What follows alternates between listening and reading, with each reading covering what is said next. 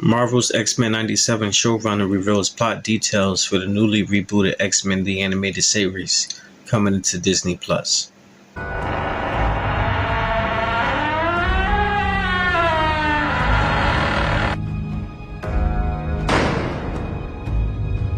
everybody, what's going on? Welcome back to the channel. It's the Reaction Overlord, back with another video. Okay, like I said, X-Men the Animated Series is making a massive comeback, but this time it's going to be coming on Disney+. The iconic cartoon is getting the sequel series under the Marvel Studios, as they now have the X-Men rights. The streaming service is currently working on X-Men 97, which will continue the spirit of the 1990s show. Now this is real big because if you're a millennial like me, then you know all about X-Men the Animated Series. The sequel show will continue where X-Men the Animated Series left off in 1997 after season 5. Marvel Studios have made it clear that X-Men 97 won't be tied to the Marvel Cinematic Universe. Now that's something that's real good that we need to know, because you know a lot of people are going to be asking, well, since Marvel now own the rights to the X-Men Animated Series and they're doing this reboot, does this make it canon to the Marvel Cinematic Universe? And you have it right there, the answer is no. But while Marvel Studios hasn't set an X-Men 97 premiere date yet, plot details are finally starting to come out. The X-Men 97 showrunner, Vero DeMaio, recently spoke out about the show at an X-Men 60 Uncanny Years live virtual event, where DeMaio teased a bit about the plot for Disney Plus X-Men series. According to DeMaio, X-Men 97 starts off several months after the events of season 5, stating the following. Okay, we're going to be picking up about several months after Professor X left Earth after being shot by Henry Garrick and had to return to the Shi'ar homeworld to be with Lilandra. And what ends up happening is that assassination attempt has led to this wave of increased sympathy towards mutants and understanding. The things are, despite the friends of humanity still having their mullets and getting all up in it, things are really starting to look up for mutants. And this is going to be of time to head and leads our X-Men to say, what does our future hold for us? We weren't expecting this, and you're going to have Cyclops and Storm really wanting to carry on the dream, and they're recruited Morph and Bishop to actually become full-time members of the team. And then of course somebody shows up who shouldn't show up, and it's Magneto, who's also kind of feeling like, you know, Professor X, he did a solid for mutant kind, and I'm going to try to walk in his footsteps. I'm going to try to be a force of good for mutant kind. But then of course, as the X-Men are kind of looking at the future, and we're going to be talking a lot about this, how do you face the future? How do the X-Men do what they've been telling humanity to do for decades, which is embrace the future? So it kind of sounds like now they finally got peace in the world, or humanity is starting to accept mutant kind. They kind of are lost. They don't know what to do, because for so long they've been fighting against the humans who weren't accepting them, kind of like being prejudiced towards them, and now all of a sudden the humans have sympathy for them, and the X-Men are up in awe about it. So I think it's going to be real interesting, especially because now Magneto wants to join the X-Men and follow the footsteps of Professor X. So now what does that mean? He wants to be in charge of the X-Men now after all these years of fighting against them? So that would be a real good take on this new iteration for the animated series. But although X-Men 97 isn't tied to the MCU, it is likely meant to be a taste of Marvel Studios' upcoming plans. Kevin Feige did reveal at San Diego Comic-Con 2019 that the mutants are definitely on their way to the MCU. Even though a solo project has yet to be revealed, they have begun planting seeds for the X-Men arrival.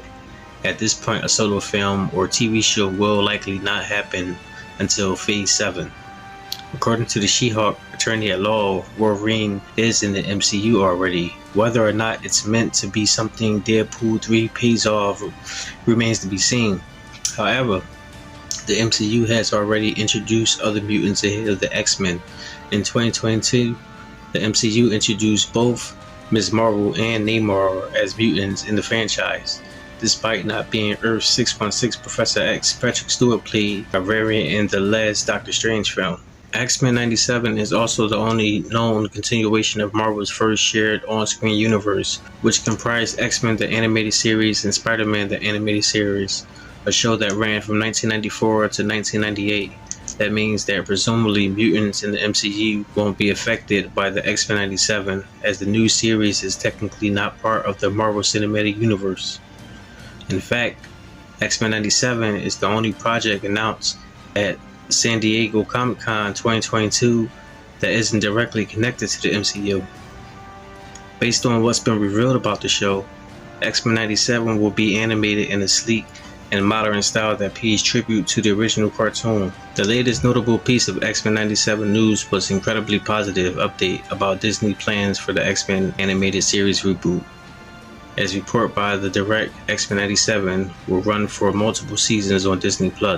While the news that the beloved 90s X-Men cartoon would receive a reboot was received incredibly positively, it was never a guarantee Marvel Studios would invest in a project long term, especially since many live-action MCU shows have been single-season miniseries.